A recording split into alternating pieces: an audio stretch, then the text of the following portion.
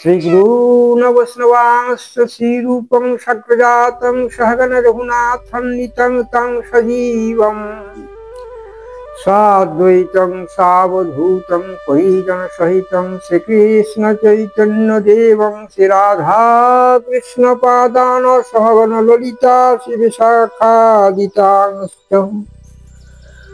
वंशाकल्पतरुभ्यश्च कृपा सिन्धुयैव च पतितानां पावनेभ्यो वैष्णवेभ्यो नमो नमः। चेतदर्पणमार्चनं भवमहतापाग्नि निर्वापनं श्रेयकैरवचन्द्रिका वितरणं विद्यावधूजीवनम् आनन्दाम्बुधिवर्धनं पूर्णामृतसाधनं सर्वात्मस्नपनं परं विजयते श्रीकृष्ण संकीर्तनम्।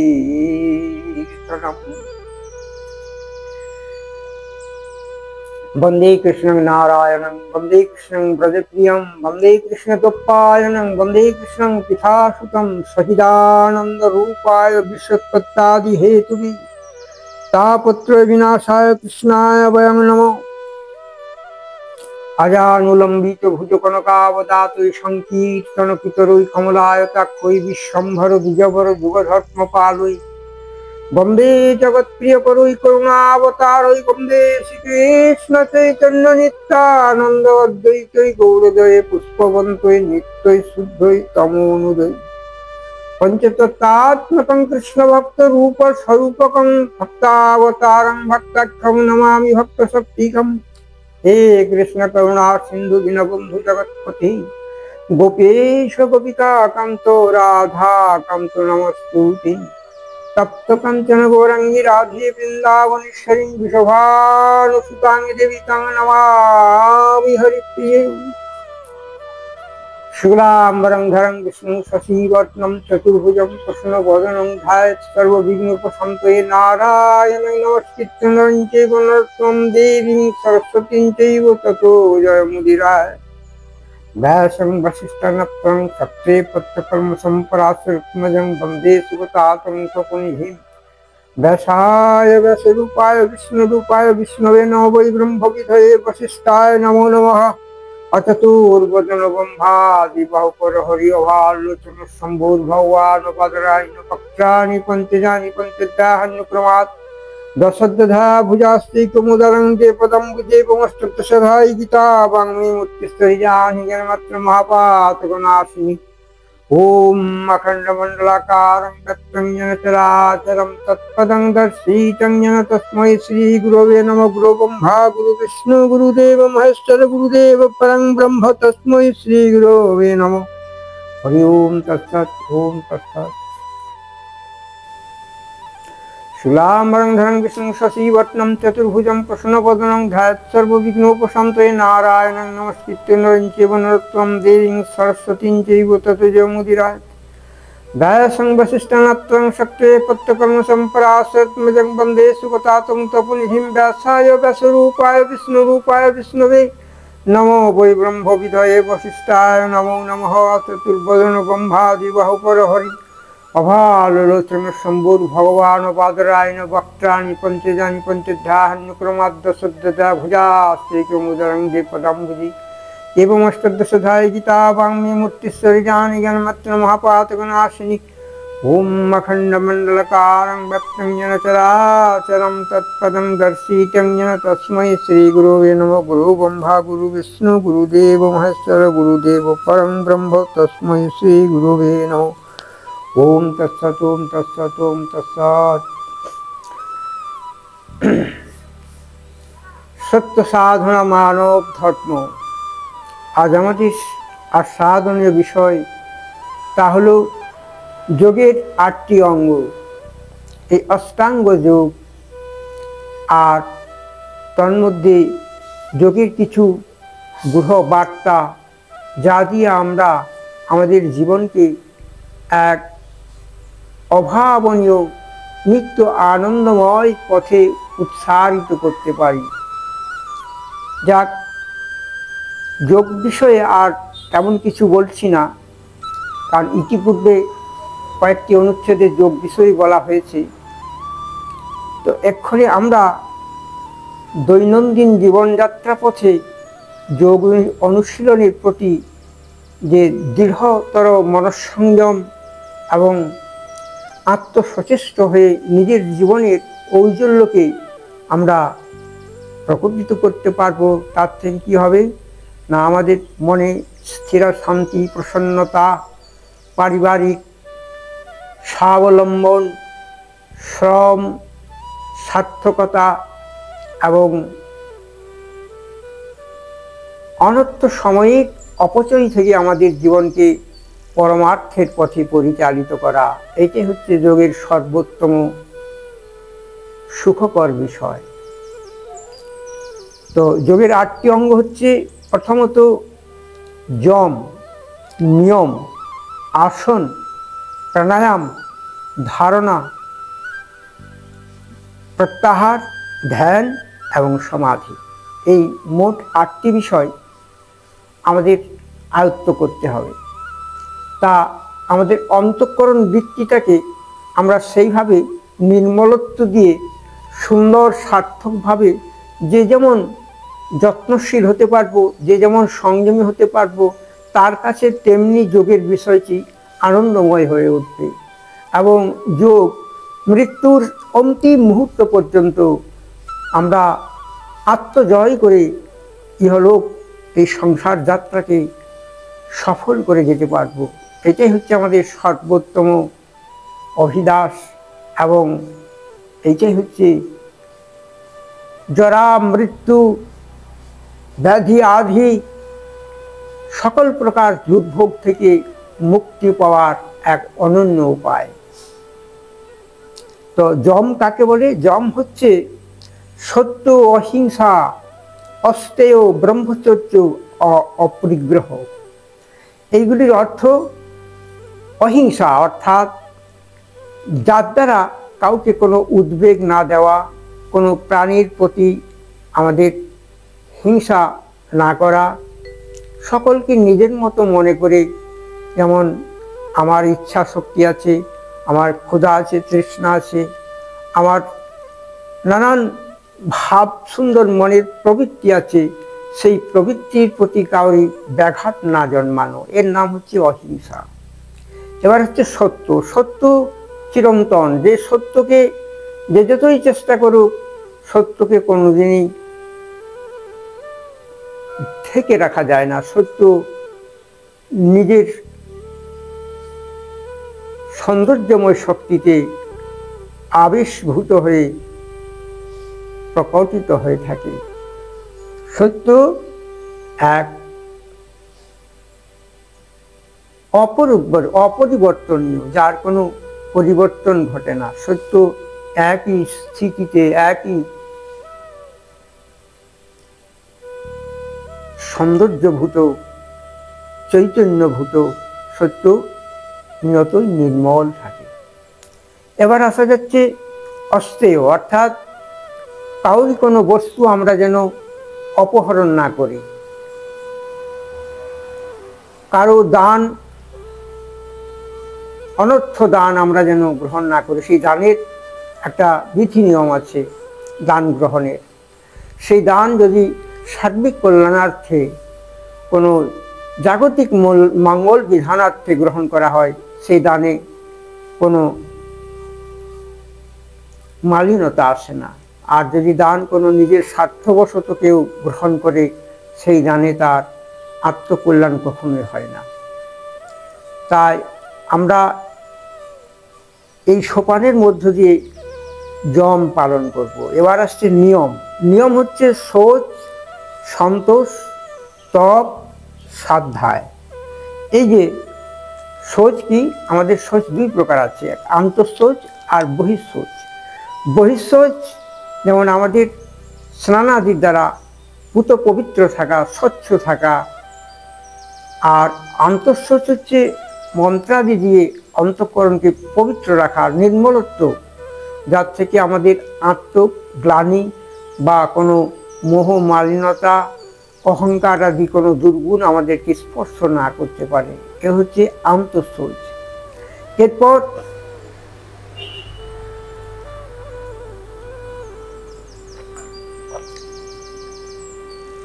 তপ।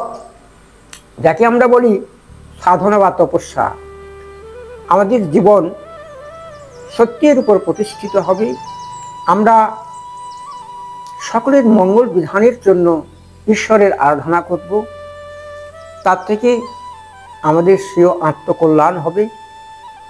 আর আমাদের শীল চরিত্র যাকে বলে, সেই চরিত্র গঠনের জন্য আমরা সদা সর্বদাই যত্নবান এবং দৃঢ় প্রত্যয় নিয়ে ভাব ভক্তি সহকারে ভগবানের প্রতি বিশ্বাস রেখে আমরা আত্মনিবেদনপূর্বক জীবন যাপন করব।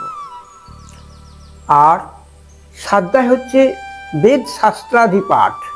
বেদ শাস্ত্রাদি পাঠ না করলে আমাদের বহু কিছু জ্ঞাতব্য বিষয় আছে, সেইগুলো আমরা অজ্ঞাতই থেকে যাব। এই জন্য আমাদের জ্ঞাতব্য বিষয় প্রাচীন মনি ঋষিদের সনাতনী শাশ্বত সিদ্ধিযুক্ত পন্থা, এগুলো আমাদের জ্ঞাত হওয়া বাঞ্ছনীয়।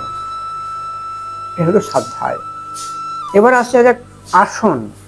আসন হচ্ছে এই যে আমাদের উপবেশন প্রক্রিয়া। আমরা একটা কোনো স্থির আসনে উপবেশন করব, তাতে মন আমাদের চিত্ত বিক্ষিপ্ত হবে না। স্থির সুখাসনে উপবেশন করে সুখাসনের মধ্য দিয়ে আমরা অন্তঃকরণের সেই দুর্বৃত্তিগুলো অপসারিত করে শুভানুধ্যানের মধ্য দিয়ে আত্মচিন্তন করে ঈশ্বরের লীলা বিলাসাদি অনুভব করব। আর তার থেকে এই জাগতিক মায়া মোহ মালিন্যতা থেকে মুক্ত হয়ে এক স্বাধীন আত্মশক্তিতে আমরা সংগঠিত হতে পারব। আমাদের মনন শক্তি নিয়তই সজাগ এবং দৃঢ়প্রত্যয় নিয়ে আমরা পথ চলতে পারব। এ হলো আসনের প্রক্রিয়া। আমরা যে কোনো আসনে উপবেশন করব, সেই আসনটি হবে একেবারে শুদ্ধতর।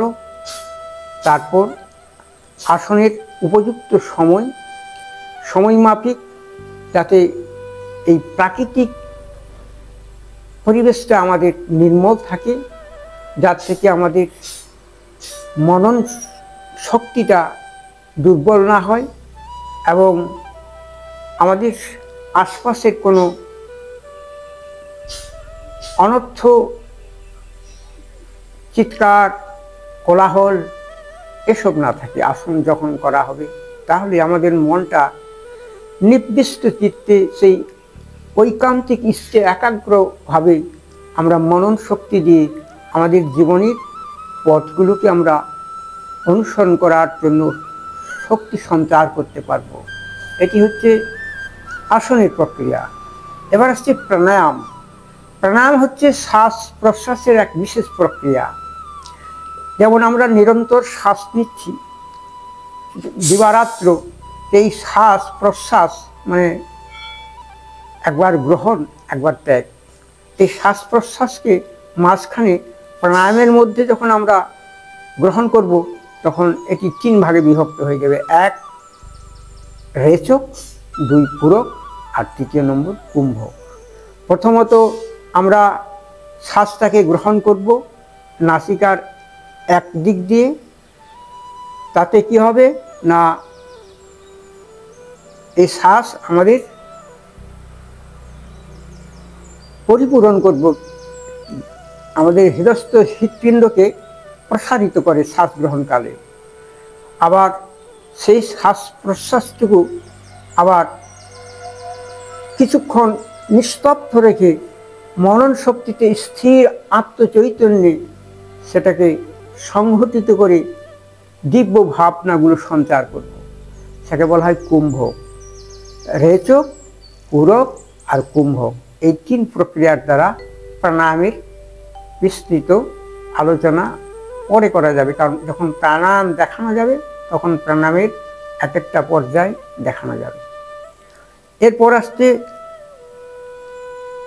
প্রত্যাহার। যখন কোনো বিষয়ে আমরা চিন্তা করি মনন শক্তি দিয়ে বাইরের জগতের, সেইগুলোকে আমাদের অশুভ শক্তিগুলোকে তাড়ানোর প্রবল মানসিক শক্তি আমাদের মধ্যে সংগঠিত হওয়া বাঞ্ছনীয়। মনঃসংযোগ, জ্ঞান পিপাসা, ধ্যানের সংযোগ, আত্মমনন, এই জন্য আমাদের সমস্ত দুর্ভাবনাগুলোকে প্রত্যাহার করে দিয়ে আমরা ইষ্টের প্রতি এগিয়ে যাব, তাকে বলা হয় প্রত্যাহার। অবাঞ্ছিত বিষয় আমাদের মধ্যে যেন প্রবেশ না করতে পারে, তখন আমাদের হৃদয় নির্মল পবিত্র হবে, চিত্ত সদা ধৈর্য, স্থৈর্য, সাহসিকতা, ত্যাগ, সহিষ্ণুতা, এ সমস্ত সদ্গুণগুলো আহরণ হতে থাকবে। এজন্যই এই যোগের প্রক্রিয়া। প্রত্যাহার হয়ে গেল, এবার আসছে ধারণা। আমাদের এই যে পৃথিবীর জাগতিক নানান বিষয়ের প্রতি আকৃষ্ট থাকি আমরা নানা রকম, এই সমস্ত ধারণাগুলোকে আমাদের মন থেকে সেই অবস্থায় বিতাড়িত করে দিয়ে একমাত্র ধ্যানের দিকে মনটাকে একাগ্র করে নিয়ে যাওয়া, এ হচ্ছে ধারণা। এই ধারণা দিয়ে আমরা সমস্ত আত্মশক্তিকে ঐকান্তিক মনোনিবেশের দ্বারা সমাধির দিকে এগিয়ে যাব, ধ্যানের দিকে এগিয়ে যাব, আমাদের পরিপক্ক অবস্থাটি আসবে।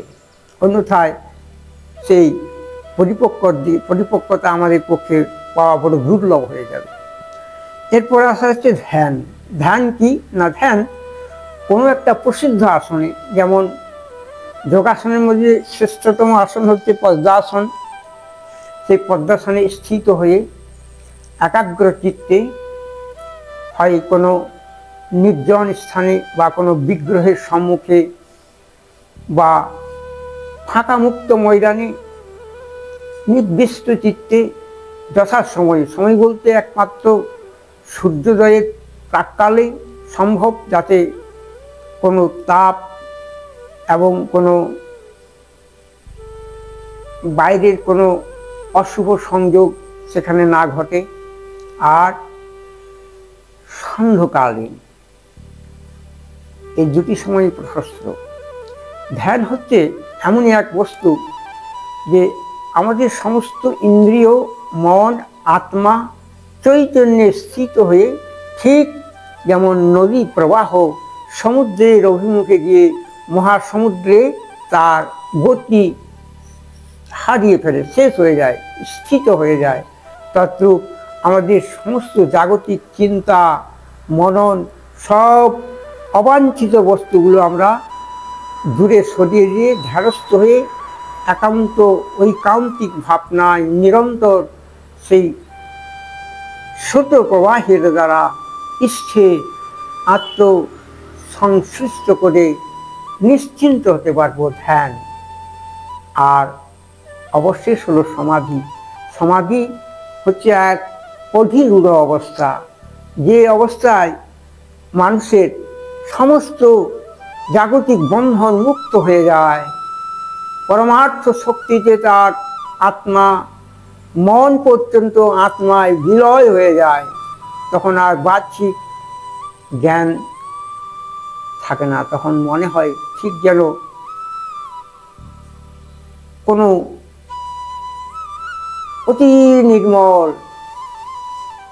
এক দিব্য সত্তার উপর আমরা আত্মশক্তিকে স্থিত করে নির্ভাবনা, দুর্ভাবনা, নিশ্চিন্ত মনা, ঐকান্তিক মনা, গভীর সমাধি লাভ করা যায়। তখন আর জাগতিক কোনো কষ্ট, দুঃখ, তাড়না, কোনো উদ্বেগ, কোনো কিছুই থাকে না।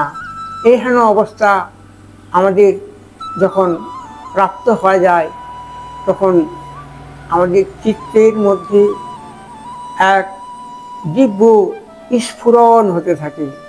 আত্মশক্তি মনন স্থৈর্যে দিব্য জগতের সন্ধান পায়। তখন এই মায়াময় জগৎটা মনে হয় সত্যি মিথ্যা জগৎ, এ জগতে কিছুই নাই, শুধু কোলাহল আর কোলাহল, শুধু হানাহানি, শুধু আমাদের অবচেতন মনের এক বিক্ষিপ্ত অবস্থায় আমরা অনর্থ সময় অপচয় করছি। এই সময়কে অপচয় না করে আমরা যেন এই যোগের মাধ্যমে ঈশ্বরের সান্নিধ্যে জীবনকে ধন্য করতে পারি। আমরা সেই মৃত্যুকে জয় করে এই মরলোক থেকে চিরবিদায় নিয়ে সত্যলোকে ব্রহ্মলোকে আমরা ঈশ্বরের সান্নিধ্যে ফিরে যেতে পারব। এইটি হচ্ছে ভক্তির চরম অবস্থা। ঈশ্বর তার দূত রূপে ভক্তদেরকে সমাজের নির্মলতার জন্য, ঠিক যেমন আমাদের কোনো একজন বড় সেনা অফিসারকে বিদেশি শত্রুর হাত থেকে রক্ষা করার জন্য অতন্দ্রা প্রহরার মতো তাকে কর্তব্যপরায়ণতার সাথে জীবনের সঙ্গে বাজি রেখে স্বদেশের হিত সাধনে মগ্ন থাকতে হয়, তদ্রূপ যারা যথার্থ সমাজসেবী, যথার্থ যোগ অবলম্বন করে সমাজের সেবায়, ঈশ্বরের সেবায় মগ্ন হতেছেন, তারা এইভাবে জীবনযাপন করে সকলকে আপন মনে করে সবার কল্যাণে আত্মনিয়োগ করে জীবনটাকে ভবপারের ভবসিন্ধুর তটে নিয়ে আসেন। ভগবান তখন সেই তার তরুণী দিয়ে তাকে পরম পারে নিয়ে যান। এই হচ্ছে আসল সত্য, এই হচ্ছে আসল সমাধিস্থের শেষ অন্তিম কেন্দ্রবিন্দু। অনাময়, এখানে কোনো ভাবনা নাই, দুর্ভাবনা নাই, কোনো দুঃখ নাই, তাপ নাই, আনন্দ নাই, কোনো কিছুই নাই, সব নিরবয়ব, সব নিরবয়ব। ওম শান্তি, ওম শান্তির কি। এক্ষণে আজকে আমি এই সমাধির কথা পর্যন্তই বললাম, আর এগোচ্ছি না, আর এগোনোও সঠিক নয়।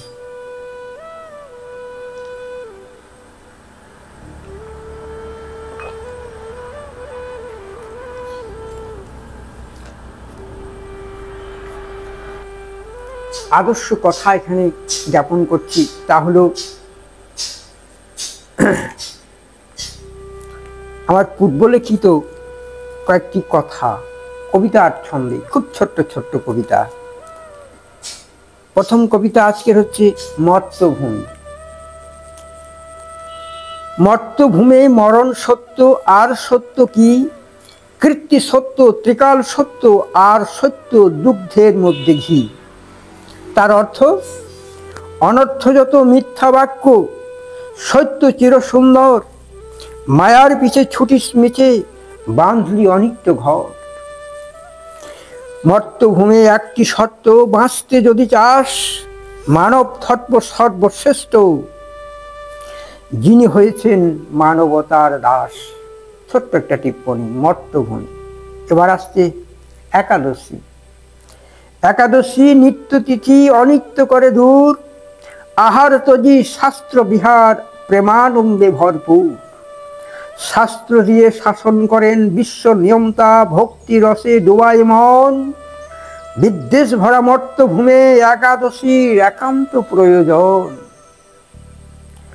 একাদশীতে একান্তবাস, মন গহনে আত্মবিহার, দিব্য আয়ু সেব্য হয় একাদশী ভব্যব্রত, চিরন্তনী সারাৎসার, চিরন্তনী সারাৎসার।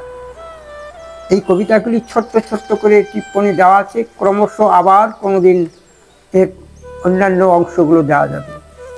এবার আসছে কালিমা মাখা কাল চক্র আসছে ধেয়ে, তীব্র জ্বালা অগ্নিময়, শীতলতার পরশ পেতে সুসংযত কর রিপুছয়। কামনা বহ্নিতে ঘৃতাহুতি দিয়ে জীবনযজ্ঞ পূর্ণ হবে কি বলো? কাল চক্রধারী অলক্ষ্যে হাসিছেন, মানুষ তুমি সাবধানে পথ চলো, মানুষ তুমি সাবধানে পথ চলো। লোভ হিংসায় ক্ষিপ্ত হলে শুভ চেতনা হবে নাশ, মানব ধর্ম অজ্ঞাতাই রবে বন্ধু, ব্যর্থ হবে সকল অভিলাষ। এবার আসছে ব্রহ্মবিদ্যা। ব্রহ্মবিদ্যা পরাবিদ্যা, অপরা পরাৎপর, যুগ যুগান্তের সঞ্চিত ভাণ্ডার, চির অবিনশ্বর। এ বিদ্যা বড় কঠিন, অতীব বিস্ময়কর, ভাষায় ব্যক্ত করার নয়। এ বিদ্যা শাশ্বত সনাতনী, নিমেষেই করে কোটি জন্মের কালিমা ক্ষয়। ব্রহ্মবিদ্যা বহুতর, যুগ যুগান্তকারী অমৃতের বিন্দু। এ বিদ্যায় এক বিন্দুতে সমাহিত অগণন সিন্ধু। হেন বিদ্যা কখনে না যায়, এ বিদ্যার না আছে পার। মানব ধর্মের গূঢ়তর তত্ত্বনিধি ব্রহ্মবিদ্যা, সকল বিদ্যার সারাৎসার। ব্রহ্মবিদ্যা ছোট্ট ছোট্ট কবিতা, কারণ আজকে আমি সমাধির কথা বলেছি, সমাধির পরে আর অন্য কথা পাওয়া যাওয়া সম্ভব নয়। তো যাক, ছোট্ট ছোট্ট করে কয়েকটা কবিতা আপনাদেরকে শোনানো হলো। এই কবিতার রসগুলো আস্বাদন করুন, তার থেকে আপনাদের জীবনে সেই নিত্য শাশ্বত আনন্দময় প্রবাহ স্রোতস্বিনী ধারার মতো মহাসমুদ্রের দিকে প্রবাহিত হয়ে একদিন ধীর স্থির গম্ভীর চিত্তে আমরা মৃত্যুকে জয় করতে পারবো। এইটাই আমাদের জীবনের তপ, এইটাই আমাদের জীবনের সারাৎসার সাধনা, ঈশ্বর ভক্তির একমাত্র চিরধন্য পথ। মিলনভূমি। এক আঙিনায় একের ধ্যানে মগ্ন সবাই, ভিন্ন রসের ধ্যান, অতি বিচিত্র এ শিল্পকলা, ভিন্ন সুরের ভিন্ন তান। কেকা কোকিল মৌভমরা এক তরুরী শাখে, ভিন্ন সুরে এক আঙিনায় মধুর রসে ডাকে। স্রোতের টানে ধাইছে কত স্রোতস্বিনী, কেউ বা নদী কেউ বা নদ। গর্ব ভরা উচ্চ মাঝে শৃঙ্গ সভে, কোথাও শীতল হ্রদ। রত্নভূমির মিলন মেলা, অনাদিকালের চলছে খেলা, জলধির বুকে অনন্ত ঢেউ। জন্ম মৃত্যুর মিলন ভূমি, আসছে কেহ যাচ্ছে কেউ। যাওয়া আসার নেই কবিরাম, এই তো মোদের পুণ্যধাম। শূন্য হতে জন্ম নিলাম, শেষের দিনে শূন্যে মিলয় আত্মরাম। শূন্যে মিলয় আত্মরাম। এজন্য আমাদের ধর্মের বিভেদ না দেখে সবার সঙ্গে সবার এক অভূতপূর্ব মহামিলন সেতু বন্ধন করে আমরা যেন মর্তভূমি মরজগৎকে আমরা জয় করে নিত্য জগতের সন্ধান পাই। এখানে কোনো ধর্মের বিভেদ নাই, মালিনতা নাই, কোনো হিংসা বিদ্বেষ নাই। যাদের হৃদয়ে তারাই পারে এই জগৎকে জয় করে নিত্য পরমার্থ ব্রহ্ম চিন্ময় সত্য জগতে পাড়ি দিতে। ওম শুভ শান্তি রীতি, শান্তি শান্তি শান্তি। আজকের পাঠ এখানেই সমাপ্ত রাখছি। আমার সুধীজনেরা যারা শ্রবণ করছেন, তারা চেষ্টা রাখবেন আপনি যেন কল্যাণ ব্রত নিয়ে একে অপরকে এই পথে সুপরিচালিত করে নিজেকে ধন্য হতে পারেন। জয় হোক, সবার মঙ্গল হোক, সবাই শান্তিতে শুভ মঙ্গলময় জীবনযাত্রায় পরমার্থ পথে নিজেকে চিরবিজয়ী করুক। হরি ওম তৎসৎ। ওম শুভ শান্তি রীতি। হরে কৃষ্ণ কৃষ্ণ কৃষ্ণ হরে হরে, হরে রাম রাম রাম হরে হরে। আগামী দিনে আমরা প্রাণায়ামের বিষয় জানাবো, বিশিষ্ট আসনের প্রক্রিয়া জানাবো এবং কিছু আয়ুর্বেদিক তত্ত্ব অর্থাৎ বনৌষধির কথা বলবো, যেখানে আমাদের দৈনন্দিন জীবনের ব্যবহারকালে আমরা অনেকখানি সুস্থ থাকতে পারবো এবং এই সামাজিক একটা দুরারোগ্য ব্যাধি, সেই ব্যাধিকে আমরা যেন অপসারিত করে সংস্কারের পথে শুভময় চিন্তনের দ্বারা, শুভ অনুধ্যানের দ্বারা শুভ শক্তির বিজয় ঘোষিত হতে পারে। ওম শুভ শান্তি, ওম শান্তি রীতি।